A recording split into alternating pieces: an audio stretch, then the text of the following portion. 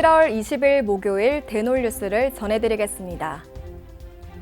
한국보건의료인 국가시험원이 제76회 치과의사 국가시험 필기시험을 내년 1월 11일에 실시한다고 밝혔습니다.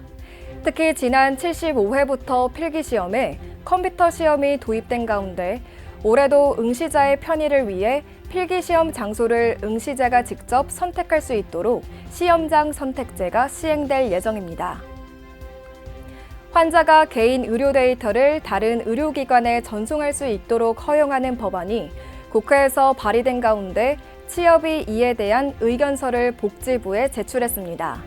취업은 강기훈 의원이 발의한 법안에 대해 의료 데이터 생성자에 대한 권리가 명확하게 규정돼야 한다고 지적했으며 한정혜 의원이 발의한 법안에 대해서는 개인정보 유출 문제가 심각할 것이라고 예상했습니다. 서울시 치과의사회 선거관리위원회가 지난 10일 제15차 회의를 열었습니다. 이날 회의에서는 서울지부 회장단 선거의 최종 투표율을 검토하고 보다 많은 회원들이 투표에 참여할 수 있는 방안을 논의했습니다. 서울 성모병원 치과병원 명예교수인 구균아 교수와 미국 애리조나 대학 박재현 교수 연구팀이 골절 성형용 하악지 플레이트를 개발한 가운데 주걱턱을 수술이나 발치 없이도 교정할 수 있다는 것을 입증해 눈길을 끌었습니다. 하악지 플레이트는 턱뼈에 미니 플레이트를 삽입하고 앞니에 고무줄을 연결해 아래턱 어금니를 뽑지 않고 부정교합을 치료하는 장치입니다. 한국국제구강임플란트학회가 지난 15일 서울대 치과병원에서 취업 분과학회 인준을 기념해 충계 학술대회를 열었습니다.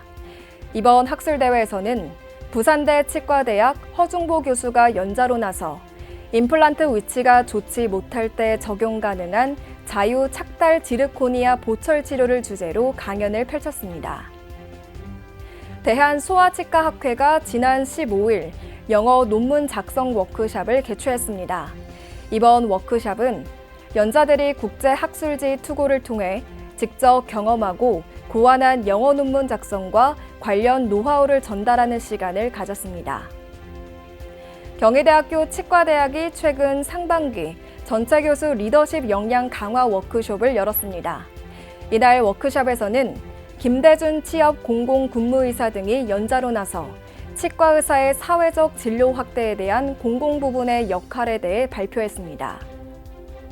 맥치과가 지난 10일 인제 요양원을 방문해 후원금 500만 원을 전달했습니다.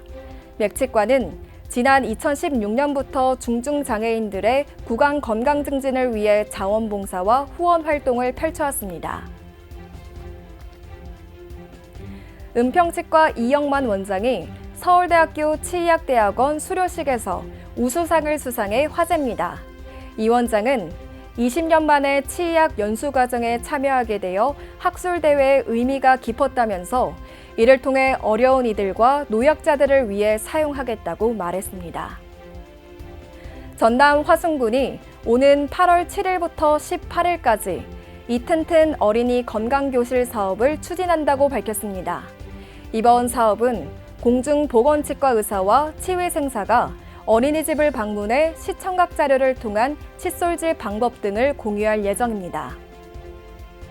대한치과위생사협회가 지난 15일과 16일 제45회 종합학술대회 및 KDX 제22회 치과위생사의 날 행사를 코엑스에서 개최했습니다. 이번 학술대회에서는 전문화, 세계화, 신기술, 협력화 4개 키워드로 구성된 강연이 진행됐으며 전시회에서는 17개 업체, 41개 전시 부스가 마련돼 눈길을 끌었습니다. 보험 사기 방지 특별법 개정안이 국회 정무위원회 법안 소위를 통과함에 따라 보험 사기에 가담한 의료인의 공개 가능성이 커졌습니다.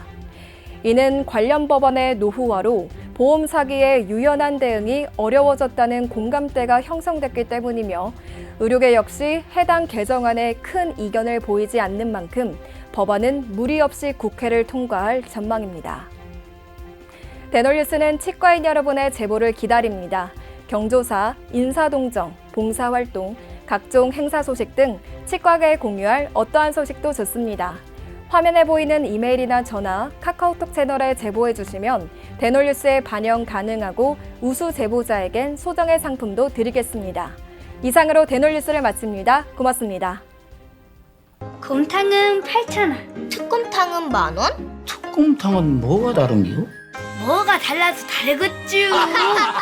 임플란트 하면 좋은겨? 뭐가 달라도 다르겠죠. 오스템 임플란트.